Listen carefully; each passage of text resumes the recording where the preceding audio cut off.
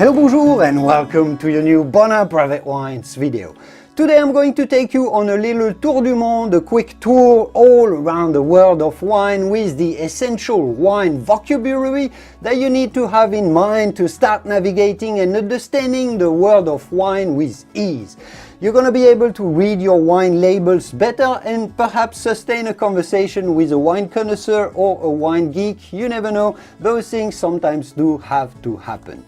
Once you know all of those wine terms, you might actually start sounding like a wine geek yourself. There are virtually thousands of wine words from all different countries to describe the different regions, the different grapes, the winemaking processes, the aromas, the flavors of wine. It's a huge universe out there, but we're going to focus on the essentials here to keep it always fairly simple. My fellow wine-loving friends, Julian here. Before we get started with the video, there is something that you have to know about. This video was made possible by the Bonheur Private Wine Partnership, and the reason I work with them is not just because it's been called the most unique wine club in America, but because they truly love the wines that they choose for you. Founded by Will Bonheur, the partnership is a small group of wine lovers who have come together to import excellent small batch wines that might otherwise get completely overlooked by large importers. They get them. Right now you can get your hands on 3 rare extreme altitude red wines from Argentina, from some of the purest, highest vineyards in the entire world, way up in the Andes Mountains. No middlemen, no additive packed supermarket wines here, no inflated costs. Plus you'll get exclusive access to more wine education videos from me, just like the one you're about to watch, to make sure you become an educated wine connoisseur. So make sure to check out the link in the video description to see if you want to become partner in something truly special in the world of wine. But for now, back to your video.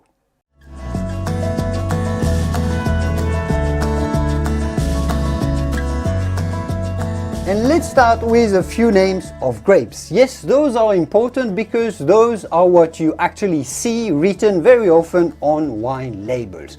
So it's important to have them in mind. Also, many of those grape names come from Europe, and sometimes you may be wondering exactly how to go about pronouncing them. I do speak French and Spanish and Italian, so it's fairly easy for me to tell you all about it. Let's start with France, my home country, and a lot of the international wine grape varieties that you see the most commonly at your local wine shop do actually come from France.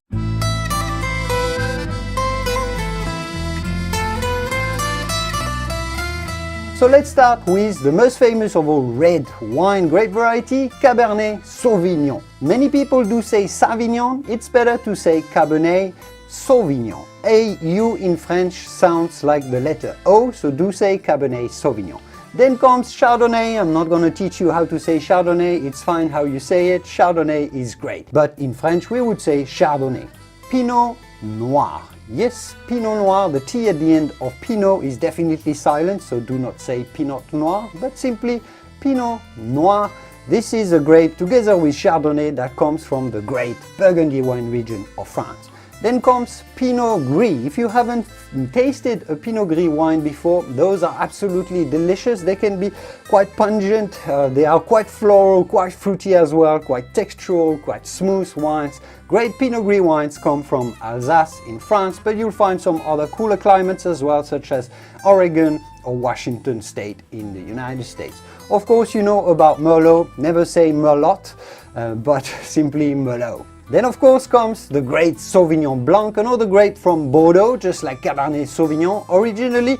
Just so you know, I know in American you do say Sauvignon Blanc, and it's perfectly fine. Just so you know, in French we say Sauvignon Blanc. Of course, in America you're going to find many Sauvignon Blancs coming under the term Fumé Blanc. If you've been wondering what those are Sauvignon Blanc wines, generally with some oak treatment, some aging in oak barrels, giving them some smoky and oaky, toasty flavors of hazelnut, caramel, these sort of flavors. Another fantastic grape that is not that famous from France is called Viognier. This is from the Rhone Valley in France, super pungent, really oily wines, quite fruity. If you haven't tried any Viognier wine, go for it. I find them personally absolutely fantastic. They're not easy to find, but they are absolutely fantastic. Staying in the Rhone Valley of France, let's talk about Syrah. Yes, I know the spelling of Syrah is a little strange, but yes, you do have to say Syrah. In French, we would say Syrah. The Australians do call Syrah Shiraz. Shiraz, mate. There is a cousin of the Syrah grape that is called Petite Syrah. Yes, in this case, we do say the T at the end of Petite because there's an E after it. Petite Syrah. Delicious, rich, bold, quite bold red wines made from Petite Syrah. Of course, you all know about the Malbec by now, this grape originating from France that is fantastic, coming out of Argentina. I'm sure you've all seen the video about our Argentina trip recently, Malbec. Then comes the great Grenache, that's also from the south of France and from Spain as well. They make some fantastic Grenache. Beautiful wines coming out of California are made from Grenache. Those are big, round and quite bold wines, but also very, very fruity, very quaffable, very approachable. The Syrah, the Grenache and the Great Mourvèdre are all grapes from the Rhone. You may be familiar with the Rhone Ranger movement. Those are winemakers that have been promoting the Rhone Valley grapes in California as opposed to the classic Cabernet Sauvignon and Merlot Bordeaux grapes. But let's move on to Italy with just a few names of very important grapes.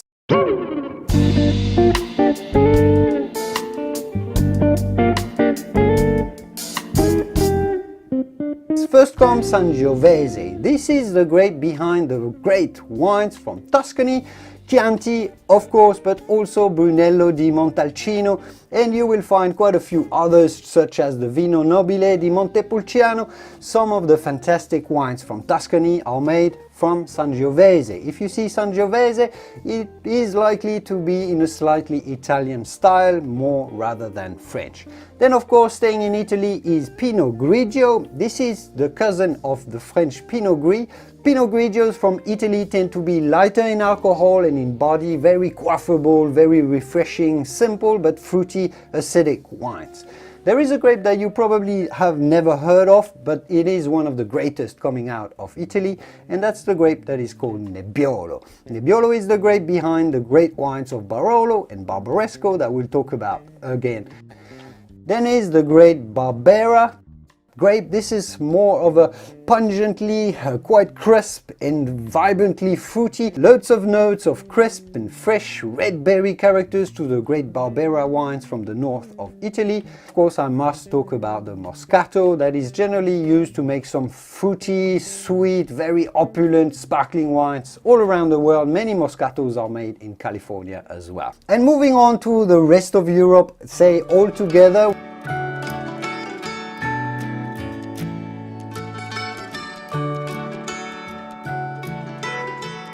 we're going to talk about Tempranillo. I did make a video recently about Tempranillos. Your Spanish wine selection was a lot about the Tempranillo grape. This is the Spanish grape behind the great Rioja wines in Spain, but also the Ribera del Duero. Moving to Germany, you have to know about the Riesling grape variety. If you haven't tried a Riesling wine, well, it is considered one of the greatest white wine grape varieties in the world. Huge variety in level, in quality levels, huge variety in styles as well. That's because the Riesling grape is so versatile, but it's also so fascinating to explore. A cousin, kind of a German cousin of Riesling, is the grape that is called Gewürztraminer. Really powerful, a little bit like the Moscato, but that's generally made in a dry or slightly off-dry style of still white wine. Those are absolutely delicious as well. Cool climates, just like the Riesling from the north of the west coast, perhaps Oregon and Washington primarily if we're talking about the United States. Moving on to really far away from Europe now, Pinotage is the most important red grape variety coming from South Africa. You need to have in mind Pinotage. Of course, you would probably already know about Zinfandel, that's how you must say it. Zinfandel from California, which is a cousin of the Primitivo in Italy. And finally, I'll finish with the white wine grape variety from Argentina, it's kind of, you got the Malbec and the Torrontés, so Torrontés in Argentina. And I'll leave it here for today. We've traveled the whole world of wine. I've tried to give you as much information as possible in this short period of time to squeeze as many wine words as possible. I hope you found this interesting, and I will see you soon next week with our next Bonner Private Wines video. We'll get into the iconic wine regions from all around the world and some key wine terms and vocabulary that you need to know. I will see you soon in the wonderful world of wine. Au revoir. Cheers.